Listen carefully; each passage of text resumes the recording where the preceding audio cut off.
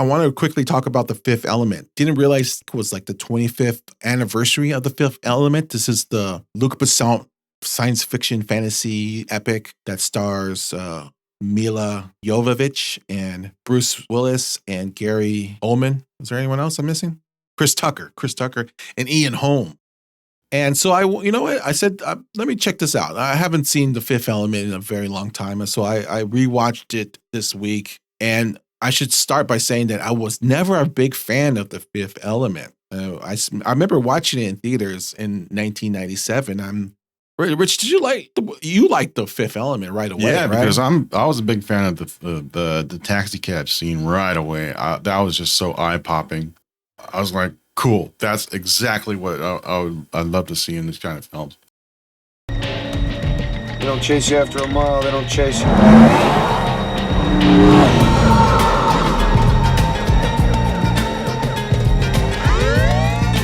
It's 2 miles. Hang on. Look,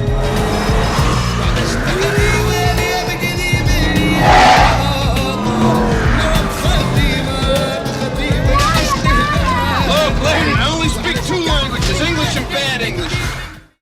But yeah, it's very French comic booky sci-fi, which I enjoyed. It's a different look altogether, and I enjoyed it. Raymond, what's your thoughts on The Fifth Element? Are you a big fan of that movie? It's a weird ass movie. I don't know, man. I like it. I definitely like it, but it's one that grew on me. I mean, when I first watched it, I was like, "What the hell is this?" Mm-hmm. You know, I think I might have hated it the first time I watched it. But I mean, there was always things that I liked about it, like, you know, Bruce Willis. And I mean, I feel like with Bruce Willis in that movie, there's almost like there's this whole aspect, like he's in the movie, he doesn't belong or something like that. I've learned to appreciate it, more aspects of the movie over the years, but it's still a movie that I'm very kind of like baffled by every time I watch it. It's a weird movie. It is a weird movie. It's a wacky kind of science fiction film that's more lighthearted. It's a comedy, really. I mean, it's a comedy. It kind of, I would say, it leans more into Super Mario Brothers or than Blade Runner. You know, like something like those crazy 80s science fiction comedies. It's almost like the live action adaptation of Tank Girl. Yes, it's very much like Tank Girl, and I love Tank Girl. And Tank Girl is also a movie that I watch, and I'm always just like bewildered by.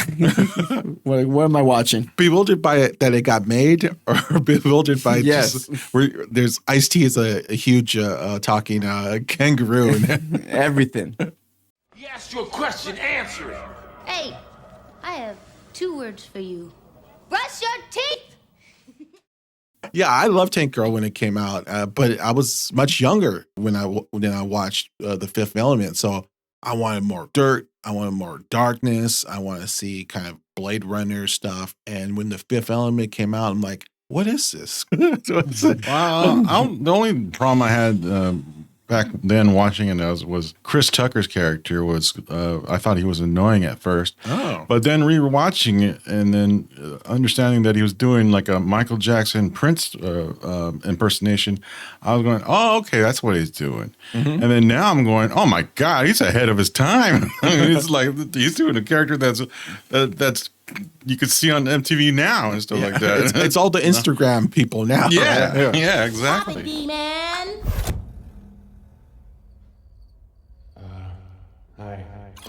Unbelievable.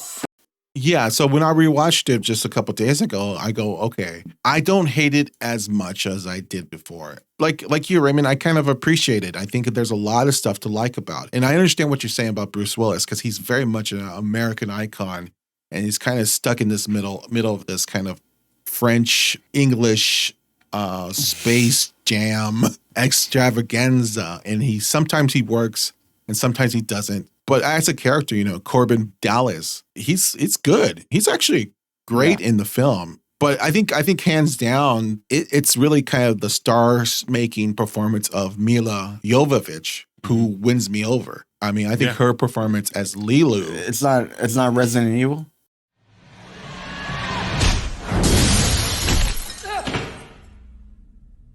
It's not, no, I'm sorry, but it's her performance as Lilu. That's the thing you go, okay, Now, this is why this movie exists, so we could get this performance and get this kind of character.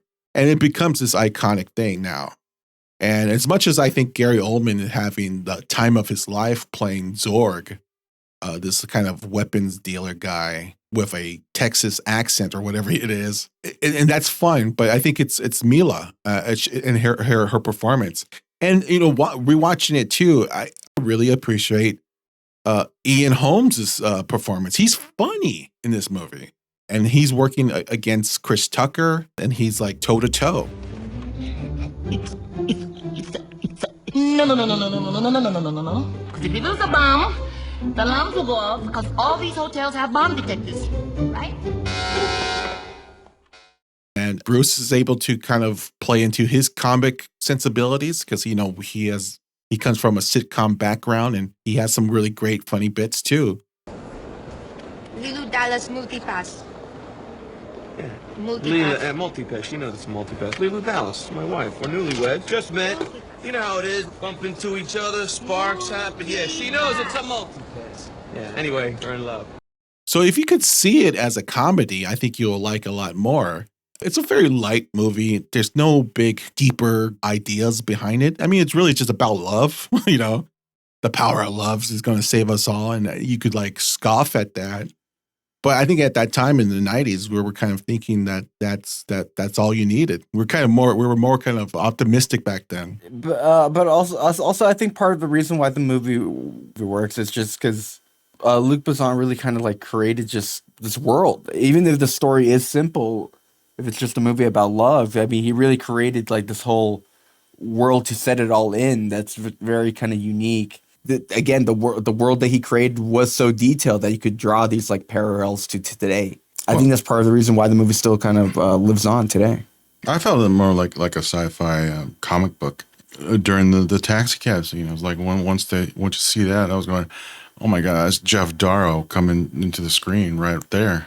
Mm-hmm. I always liked Eric Serra's score. I mean, I loved him in GoldenEye and Leon the Professional. I bought the CD. And The Fifth Element, I mean, I love that scene where when he's running away from the cops. Always a great piece of music there. I think we're safe for a while.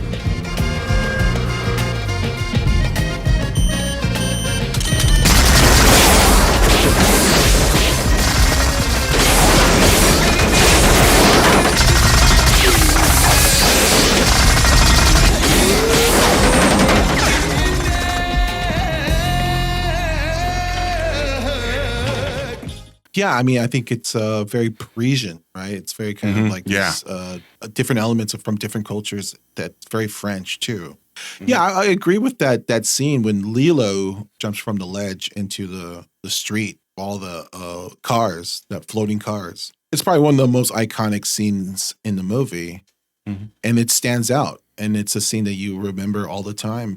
Even if you haven't seen the movie for a very long time, you'd still remember that scene. And that's the power of what Luc Besson did. He knows how to film these type of imagery that lasts forever, and I think that's what makes this movie pretty special. But I mean, what's some of your favorite scenes in the movie, Rich? The Gary Oldman choking on a cherry.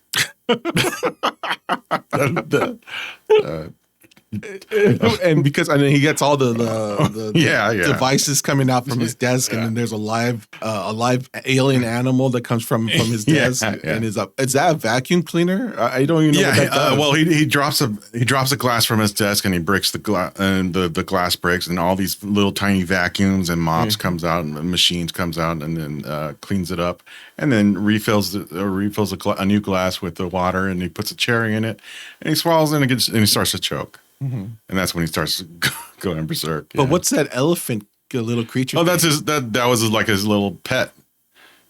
Comes crashing down, all because of one little cherry.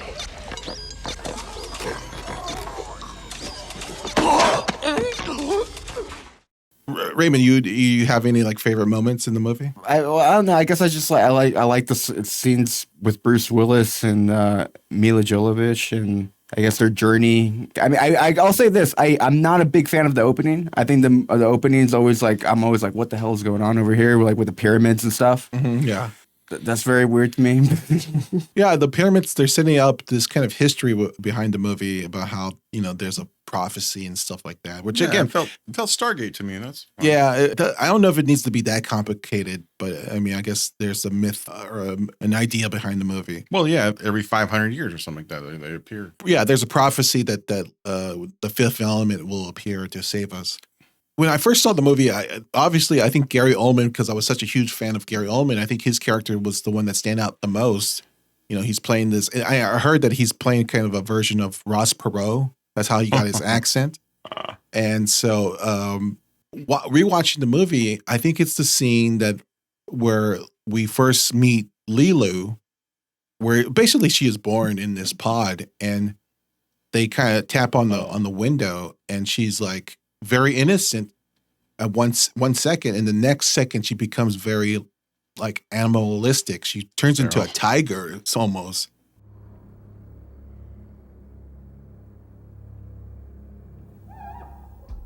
And I'm going, how does a person do that? It's like really kind of a great performance by Mila. General alert. That she could like become innocent, but also very powerful in the next moment.